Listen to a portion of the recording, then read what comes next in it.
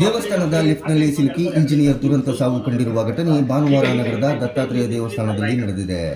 ವಿನೋಬನಗರ ಶಿವಪ್ಪನಾಯಕ ಬಡಾವಣೆ ನಿವಾಸಿ 80 ವರ್ಷದ ನಿವೃತ್ತ ಇಂಜಿನಿಯರ್ ಕುಮಾರಸ್ವಾಮಿ ಮೃತ ದುರ್ದೈವಿಯಾಗಿದ್ದು, ಭಾನುವಾರ ಬೆಳಗ್ಗೆ ರಕ್ತ ಪರೀಕ್ಷೆ ಮಾಡಿಸಿಕೊಂಡು ಮನೆಗೆ ಬಂದಿದ್ದು, ನಂತರ ಅವರು ದೇವಸ್ಥಾನಕ್ಕೆ ಹೋಗಿ ಬರುವುದಾಗಿ ಮನೆಯಲ್ಲಿ ಹೇಳಿ ತೆರಳಿದ್ದಾರೆ.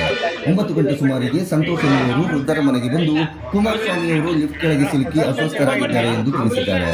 ಕೂಡಲೇ ಸ್ಥಳಕ್ಕೆ ಬಂದ ಅಗ್ನಿಶಾಮಕ ದಳದ ಸಿಬ್ಬಂದಿಗಳು ಲಿಫ್ಟ್ನಲ್ಲಿ ಸಿಲುಕಿದ್ದ ಕುಮಾರಸ್ವಾಮಿ ಅವರನ್ನು ಹೊರತೆಗೆದು ಮೆಗನ್ ಆಸ್ಪತ್ರೆಗೆ ದಾಖಲಿಸಿದ್ದಾರೆ. ಆದರೆ ಪರೀಕ್ಷಿಸಿದ ವೈದ್ಯರು ಈಗಾಗಲೇ ಕುಮಾರಸ್ವಾಮಿ ಅವರು ಮೃತ ಹೊಂದಿರುವುದಾಗಿ ತಿಳಿಸಿದ್ದಾರೆ. ಕುಮಾರಸ್ವಾಮಿ ಅವರು ದೇವಸ್ಥಾನದ ಕಟ್ಟಡದ ಮೇಲೆ ಹೋಗಲು ಲಿಫ್ಟ್ ಬಾಗಿಲನ್ನು ತೆರೆದಿದ್ದಾರೆ.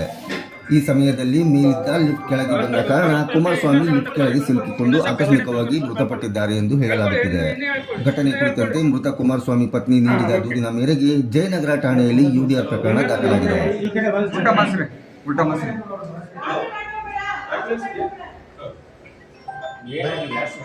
ಫೋನ್ ಇರ್ಬೇಕು ನಾನು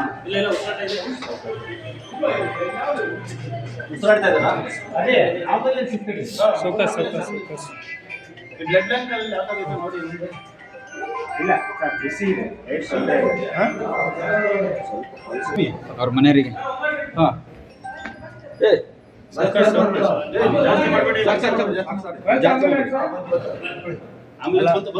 ಅಲ್ಲ ಅವ್ರು ಸರ್ ಡಾಕ್ಟರ್ ಇದ್ರಲ್ಲಿ